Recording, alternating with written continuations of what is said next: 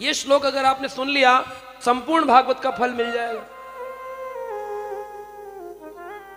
आदो देवकी देवी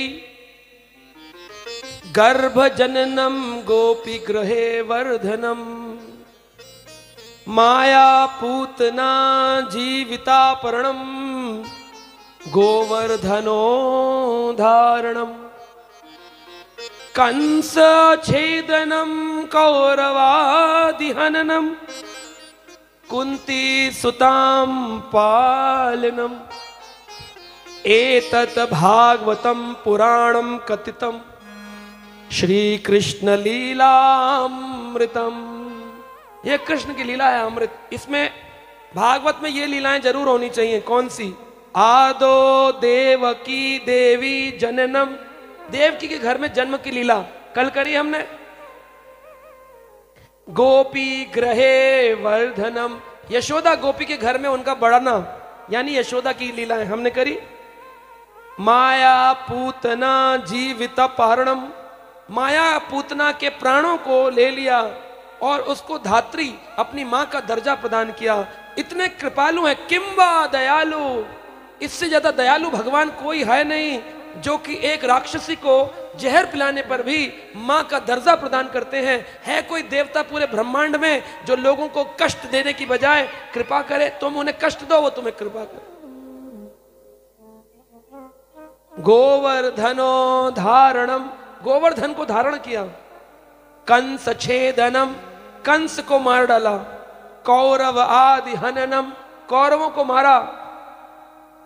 कुंती सुताम पालनम, पांडवों की रक्षा, हमने कथा सुनी पांडवों की रक्षा कुंती स्तुति। कौरवों की सुनी आपने भीष्म पितामह आदि स्तुति में।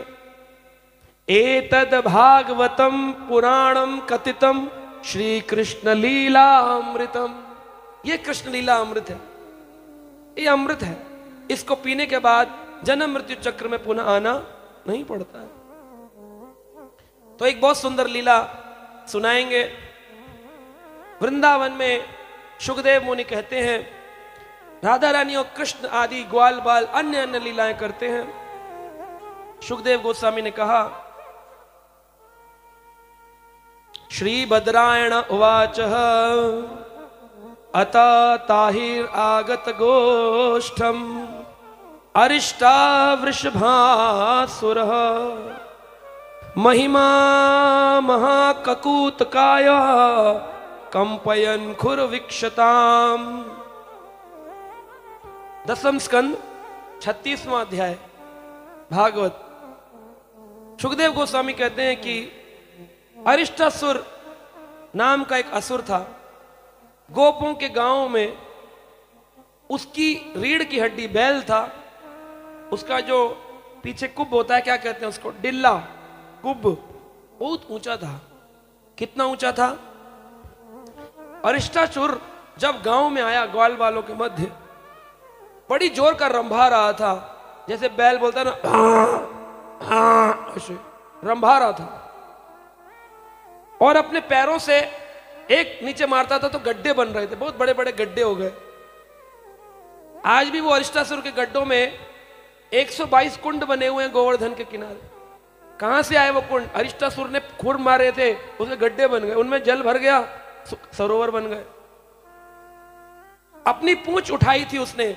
जब भी कोई जानवर अपनी पूंछ को ऊपर उठाता है, समझो वो आक्रमण के लिए तैयार।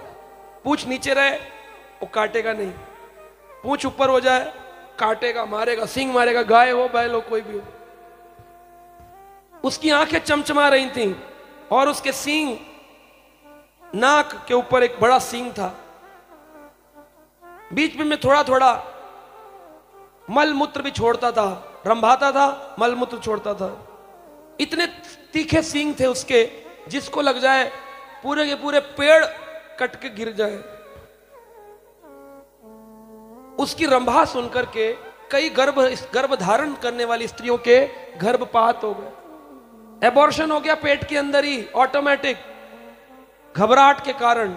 इतनी जोर का भूकंप जैसी रंभा रहा था।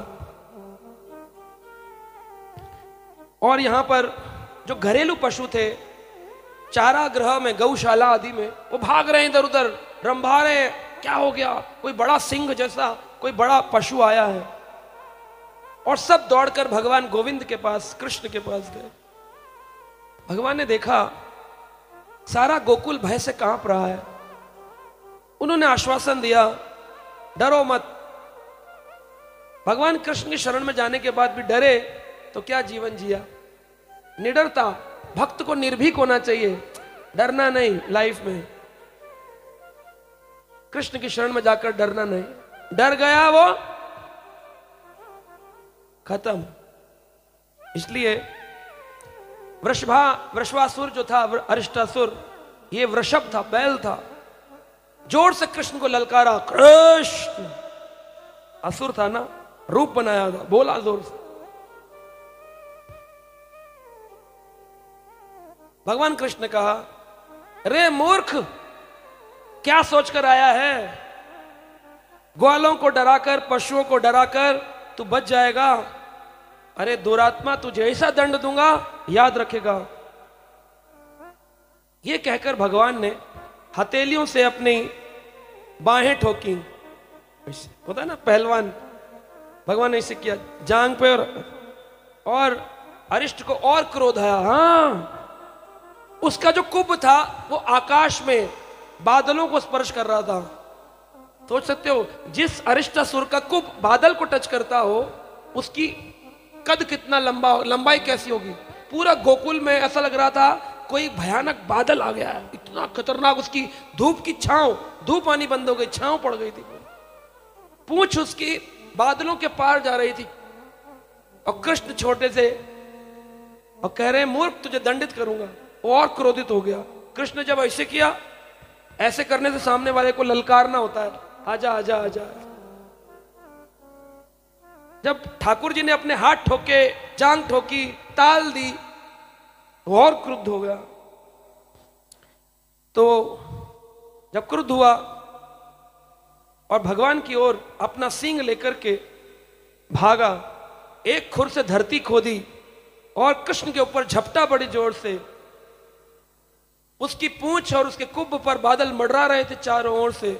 अपने सींग के अग्रभाग से उसने कृष्ण को मारने की कोशिश करी, लेकिन कृष्ण ने बच करके, घृत्वा श्रृंघयो तम वे अष्टदश पदानि स, भगवान ने उसका सिंग पकड़ लिया। घृत्वा श्रृंघेन, सिंग पकड़ लिया और धक्का मारा। कितना? अष्टपदानि न, 18 कदम। इतने बड़े बड़े पैर थे उसके, 18 कदम पीछे। जितनी दूर चल के आया था, ठाकुर जी रगड़ते हुए उसको पीछे ले गए। छोटे से बालक। भगवान को बलशाली काम करने के लिए बल की जरूरत। बल्कि एक बार हमारे इस्कॉन के संस्थापक आचार्य ने विदेश में एक भक्त को कहा, क्या तुम मेरे लिए कृष्ण का चित्र बना सकते हो? उससे पहले इस्कॉन के अपने कोई चित्र नहीं थे, और विदेशी लोगों ने कभी चित्र देखे नहीं थे कृष्ण के। स्वामी जी के कहने पर उन्होंने चित्र बनाया। कहा, कौन है भगवान? कहा, इस पूरे ब्रह्मांड को जो धारण करता है वो है भगवान। अब उन लोगों ने अपनी सोच लगाई और एक पहलवान का फोटो बनाया, जिसके ये मसल है, ये मसल है, ये वो एकदम हष्ट पुष्ट, और सर पर एक बड़ी सी गोलाकार पृथ्वी को लेकर खड़ा है, ब्रह्मांड को। प्रभुपाद जी के पास लाए, बोले, स्वामी जी देखिए कितना सुंदर चित्र बनाया। स्वामी जी बोले, ये क्या है? आपने कहा था प्रभु अखिल ब्रह्मांड को धारण करते हैं, ब्रह्मांड उठाते हैं, जो ब्रह्मांड उठाएगा उसका बल कितना होगा? तो प्रभुपाद जी हंसने लगे। प्रभुपाद जी ने कहा, कृष्ण ऐसे नहीं है। कृष्ण इसी बात के लिए भगवान है, उनकी भगवत्ता यही है कि उनको किसी बल की आवश्यकता नहीं है। वो अपने बालक स्वरूप में ही विभूति कार्य कर सकते हैं, इसीलिए वह भगवान है और हम इंसान हैं। एक इंसान कभी भगवान नहीं बन सकता। लोग कहते हैं नर सेवा ही नारायण सेवा है, नर सेवा ही नारायण सेवा है। नर सेवा नारायण सेवा नहीं है। नर की सेवा अलग है, नारायण की सेवा अलग है। आप दोनों की करो, कोई प्रॉब्लम नहीं, लेकिन नर को ये कहो कि नर की कर दी, नारायण की छोड़ दी, नारायण की अलग करनी पड़ेगी, नर क्योंकि दोनों अलग है। हम क्या करते हैं मंदिर में, ठाकुर जी को भोग लगाते हैं, नारायण की सेवा हो गई, उसी भोग को लाकर आप लोगों में बांट देते हैं, क्या हो गई, नर की सेवा हो गई, दोनों की हुई ना। अब इनको तो खिला दो और भगवान को भोग मत लगाओ तो क्या हो गया, नर की सेवा हुई, नारायण की रह गई। या फिर नारायण को भोग लगाओ और लोगों को मत खिलाओ तो क्या हो गया, तो क्या कहलाएगा कि नर की सेवा हुई लेकिन नारायण की रह गई। तो नर नारायण सेवा नहीं है, इन दोनों की सेवाओं में भेद है। नर को सेवा करके कभी मत सोचो कि हमने माधव की सेवा कर दी, कृष्ण की सेवा अलग है, इंसान की सेवा अलग है, आपको दोनों की सेवा करनी पड़ेगी। इस प्रकार से भगवान ने घृत्वा श्रृंगोस्तम व अष्टदश पदानि सा 18 कदम पीछे भेज दिया। जो ही अरिष्टासुर ने आक्रमण किया, भगवान कृष्ण ने उसके सींग पकड़ लिए और उसको उसी सींग से धक्का देकर जमीन पर ऐसे गिरा दिया। बैल का सींग अगर हो और सींग पकड़कर आप नीचे कर दो, या बैल का कुब पे अगर आप जोर से मारो और वो गिर जाए, फिर वो उठ नहीं पाता आसानी से, वो गिर गया नीचे। इतने पर भी भगवान ने नहीं छोड़ा, उसका सींग उखाड़ लिया और उखाड़ के उसके उसी सींग से उसकी पिटाई करी खूब, और श्रृंग से इतनी पिटाई करी कि उसकी आंखों में से रक्त निकलने लगा। और कुछ ही देर में देखता देखते भगवान ने गोपियों को सामने भय रहित करते हुए कि डरो मत, कृष्ण है, उस अरिष्टासुर का वध कर डाला। बोलो कृष्ण भगवान की। अरिष्टासुर को मार दिया प्रभु ने। इस प्रकार अरिष्टासुर को मार के भगवान बलराम गोपियों के साथ समकक्ष वृंदावन में प्रवेश किए। श्रील विश्वनाथ चक्रवर्ती ठाकुर ने, हमारे एक आचार्य हैं श्रील विश्वनाथ चक्रवर्ती ठाकुर, उन्होंने इस के ऊपर 20 श्लोक लिखे, इसी प्रसंग पे 20 श्लोक लिखे।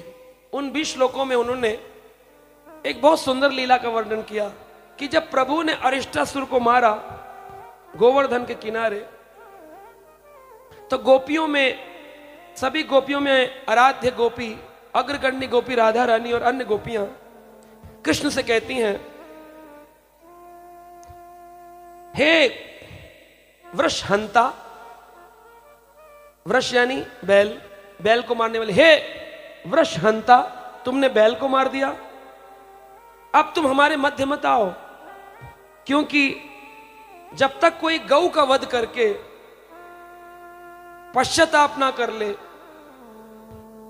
गंगा स्नान ना कर ले, तब तक उसे किसी का स्पर्श नहीं करना चाहिए।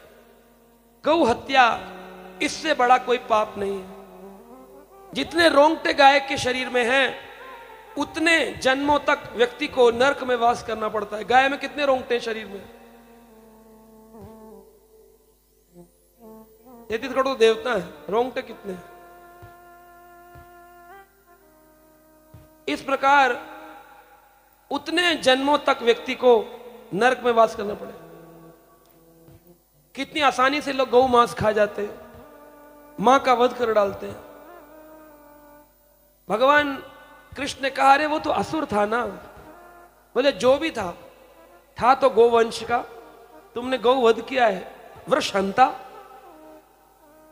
कृष्ण कहते हैं, मैं ब्रह्मांड भर में क्यों घूमूं, मैं असंख्य तीर्थ स्थलों में क्यों जाऊं, मैं तो सारे असंख्य तीर्थों को यहीं बुला दूंगा, स्नान कर लूंगा और मुक्त हो जाऊंगा। तो भगवान कृष्ण ने अपनी एड़ी से एक बड़ा गड्ढा बनाया और इस भूमि के नीचे पाताल से जल जितना भी है, गंगा 3 भागों में, ऊपर पृथ्वी और नीचे। ऊपर उसका नाम है मंदाकिनी, पृथ्वी पर नाम है भागीरथी और नीचे नाम है भोगवती। एक ही गंगा के 3 नाम, भागीरथी, मंदाकिनी, भोगवती।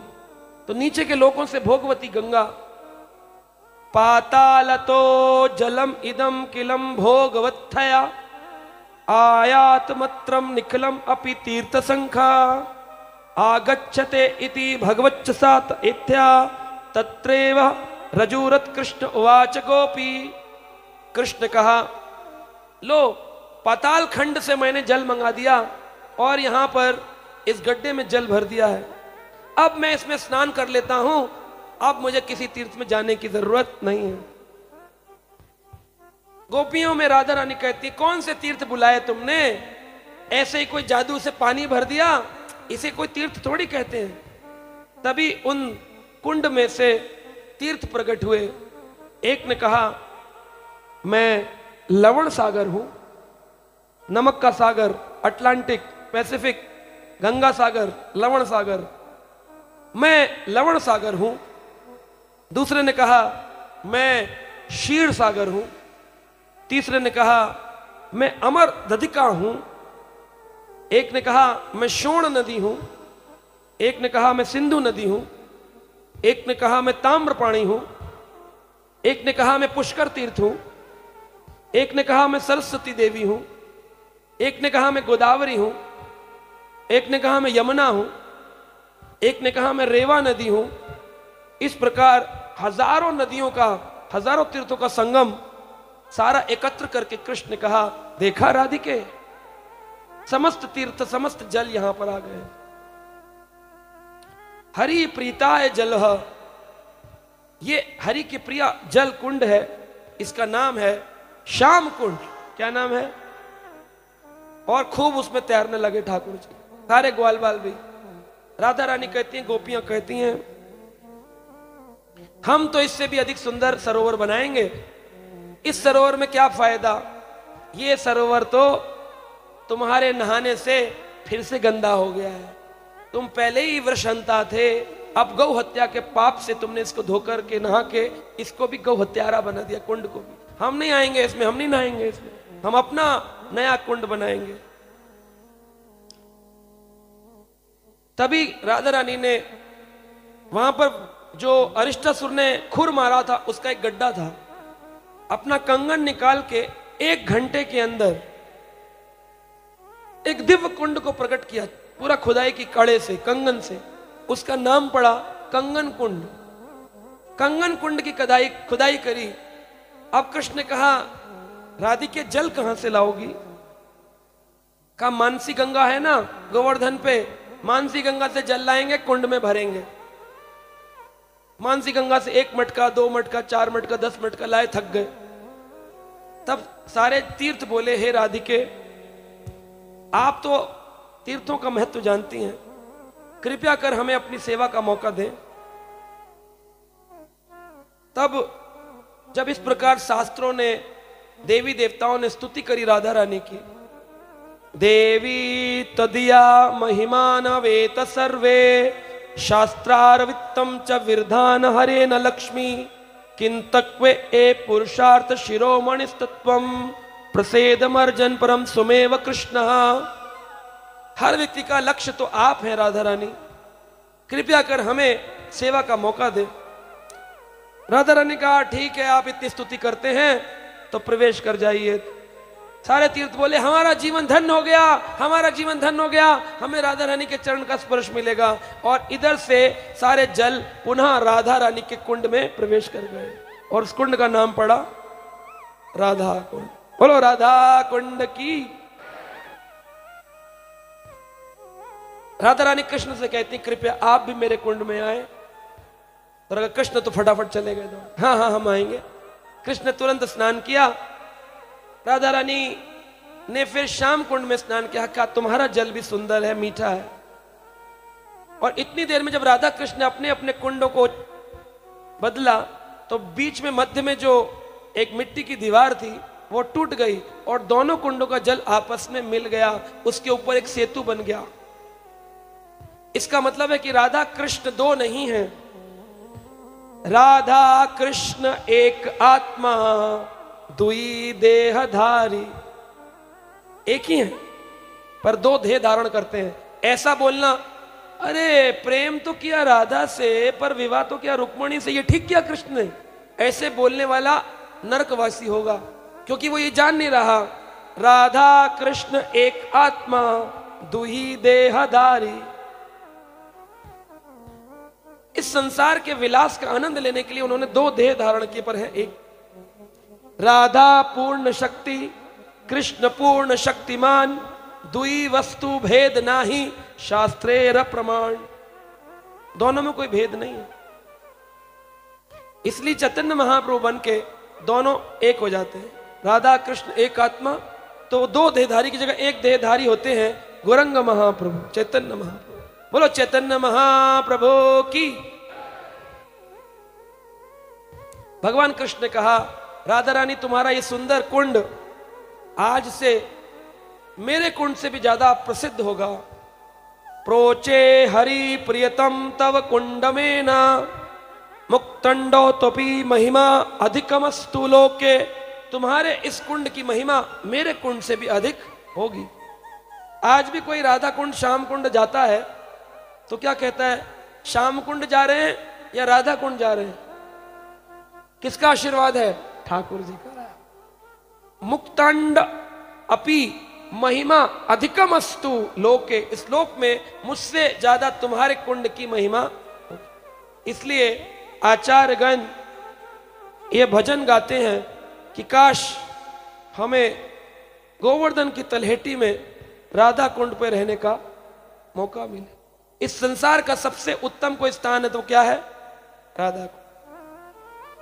परंतु कोई भी जाकर राधा कुंड नहीं रह सकता है। वहां वही जा सकता है जिसने अपनी इंद्रियों को वश में किया है, जिसकी इंद्रियां अभी भी भोग विलास में लगी हैं, पिक्चर, टीवी, घूमना फिरना, रिश्तेदार, परिवार। उसके लिए राधा कुंड बड़ा ही दुखदायी हो जाएगा। इतने अपराध होंगे, इतने अपराध होंगे। एक बार मैं परिक्रमा लगा रहा था राधा कुंड की, है प्रभु जी, मैं परिक्रमा लगा रहा था राधा कुंड की, तो मैंने एक महान आचार्य थे सन्यासी, उनसे पूछा, ये राधा कुंड में कछुआ तैर रहा है, यस्य कुंडम तस्य प्रिया, जितनी राधा तुम मुझे प्रिय हो उतना ही तुम्हारा एक कुंड मुझे प्रिय है। राधा रानी में और राधा कुंड में कोई भेद नहीं है। राधा ही तरल पदार्थ रूप में उस कुंड में बह रही हैं। जैसे गंगा और गंगा मैया में कोई भेद नहीं है, ऐसी राधा रानी में और राधा कुंड में कोई भेद नहीं। तो इसमें ये कछुआ कैसे आया? तो सन्यासी थे महाराज, बड़े भारी भक्त थे, परिक्रमा लगाते हैं वो रोज 3 बार गोवर्धन की। उन्होंने बताया कि धाम के जो अपराधी होते हैं ना, धाम अपराधी, वो लोग रोज प्रार्थना करते हैं, मोर एई अभिलाष विलास कुंज दियो वास। मेरी अभिलाषा है कि मुझे ठाकुर जी का धाम मिले, वृंदावन वृंदावन वृंदावन। और वृंदावन आ जाते हैं, वृंदावन में आके निंदा करते हैं, चुगली करते हैं, उसका मकान ऐसा, वो उसकी संस्था ऐसी, वो मंदिर का पुजारी ऐसा, वो ऐसा, उसने हमारे भक्त लूट लिए। धाम का अपराधी, धाम में व्यापार करना, एक मकान बना लेंगे, उसे किराए पे चढ़ा देंगे, 10,000 रुपए आएंगे, दिल्ली में बैठे बैठे प्रॉपर्टी इन्वेस्टमेंट हो जाएगा। वृंदावन को लोगों ने जमीन खरीदने फिरोदने का एक व्यापार बना लिया। जो भगवान की प्राप्ति की दिव्य स्थली थी, आज लोगों के बिजनेस के चक्कर में वह धाम न रहकर एक प्रॉपर्टी इंडस्ट्री बन गई। हर आदमी मिलता यही पूछता है, वृंदावन में एक जमीन लेनी है गुरुजी, दिलवा दीजिए कोई। फिर क्या करोगे, रहोगे? नहीं नहीं, व्यापार बहुत है, इन्वेस्टमेंट के लिए डाल देंगे, फिर कभी कोई गया किराए पे चढ़ा देंगे। ये बहुत बड़ा अपराध है धाम का। धाम में जाकर के भोग विलास करना। लोग शादी के बाद बोलते हैं हम लोग बड़े भक्त हैं, अभी हम हनीमून में जाएंगे, कहां? वृंदावन। धाम में भोग विलास करना, धाम में जाकर के परिक्रमा आदि नहीं करना, धाम में भगवान की सेवा नहीं करना, जाप नहीं करना, कथा नहीं सुनना, ये धाम अपराध होते हैं। धाम में व्यापार करना, धाम में धाम वासियों के प्रति, धाम वासियों से उल्टा बोलना, 10-10 रुपए वाले रिक्शे वाले से भैया ज्यादा ले रहे हो, उससे उल्टा बोलना। इन सब अपराधों से व्यक्ति को उन्होंने बताया कछुआ बनना पड़ता है। क्या बनना पड़ता है? राधा कुंड में जाके भी राधा कुंड के नहीं हो सकते जब तक नाम में आपकी रुचि नहीं है। इस संसार के चक्र से छूटने का तरीका है नाम में रुचि। नाम में रुचि। वृंदावन में क्या बन जाएंगे? कछुआ। वृंदावन में क्या बन जाएंगे? बंदर। धाम अपराधी, नाम अपराधी, वैष्णव अपराधी। इसलिए राधा कुंड उत्तम है, इसमें कोई शक नहीं, पर अभी हम राधा कुंड में रहने लायक नहीं है। उसके लिए अभी हमें बहुत भजन करना है। राधा कुंड तट कुंज कुटीर, राधा कुंड तट कुंज कुटीर,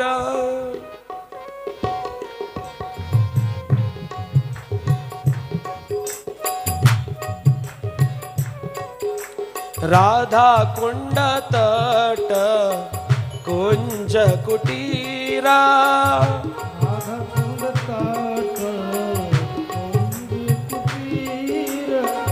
गोवर्धन पर्वत जमुना तीरा, गोवर्धन पर्वत जमुना तीरा, ओ राधा कुंड तट कुंज कुटीरा, राधा कुंड तट कुंज कुटीरा, गोवर्धन पर्वत जमुना तीरा, गोवर्धन पर्वत जमुना तीरा, कुसुम सरोवर मानसी गंगा, कुसुम सरोवर मानसी गंगा, कालिंदी नंदनी विपुल तरंगा, कालिंदी नंदिनी विपुल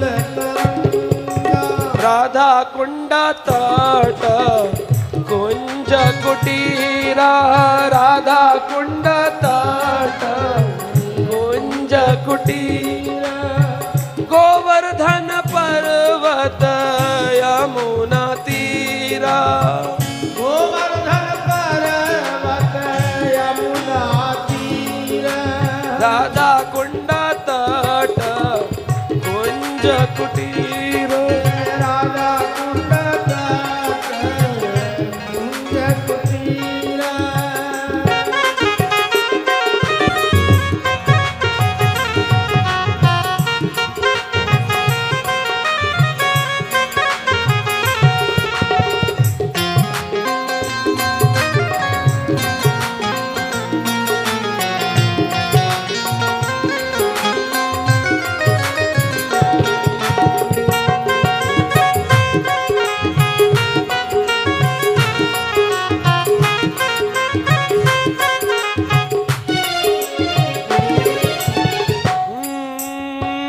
वंशीवट शशांक गोकुल, वंदीवट सतांग कुतूल, धीर समीर वृंदावन तरु लतिका बनीरा, धीर समीर वृंदावन तरु लतिका बनीरा, राधा कुंड तट कुंज कुटीरा, राधा कुंड तट कुंज कुटीरा,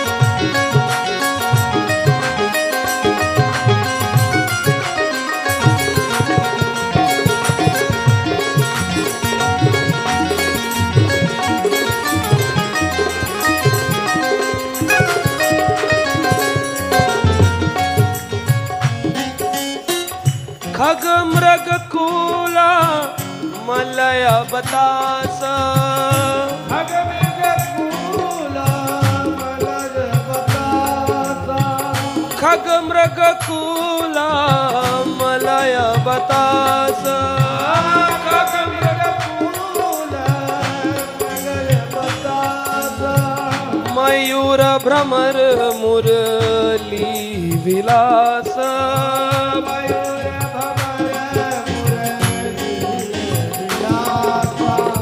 राधा कुंड तट कुंज कुटीरा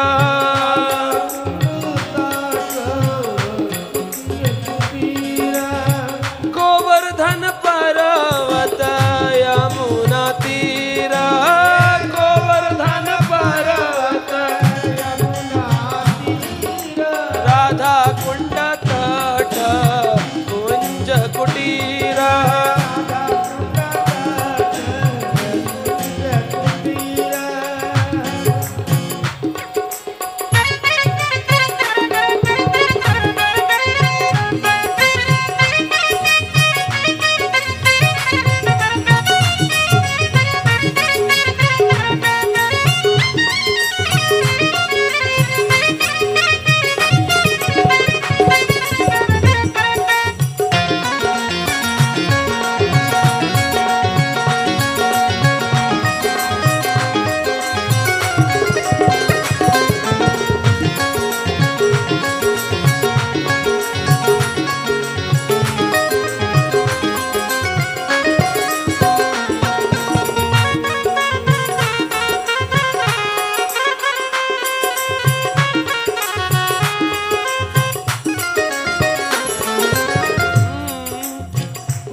श्रृंग पद चिन्ह मेघमाला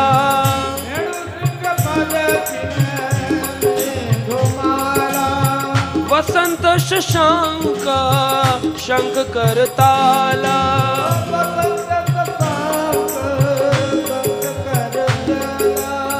युगल विलास अनुकूल जानी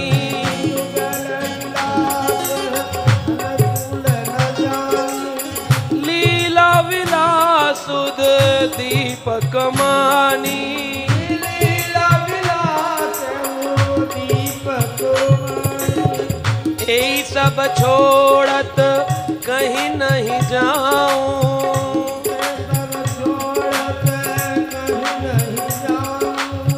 ए सब छोड़त कहीं नहीं जाऊं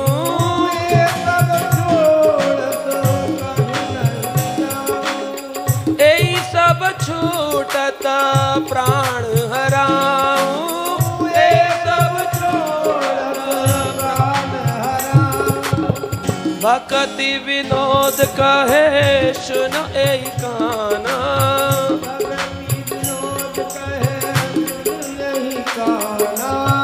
दुआ उद दीपक हमार प्राणा दुआ उद दीपक हमार राधा कुंड तट कुंज कुटीरा राधा कुंड तट कुंज कुटीरा गोवर्धन पर्वत यमुना तीरा गोवर्धन पर्वत यमुना तीरा राधा कुंड तट कुंज कुटीरा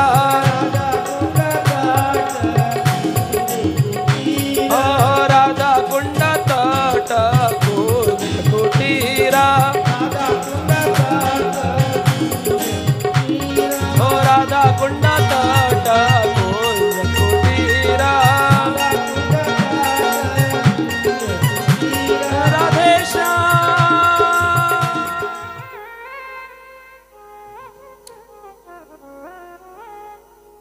राधा कुंड गिरी गोवर्धन, क्योंकि आज गोवर्धन पूजन भी है,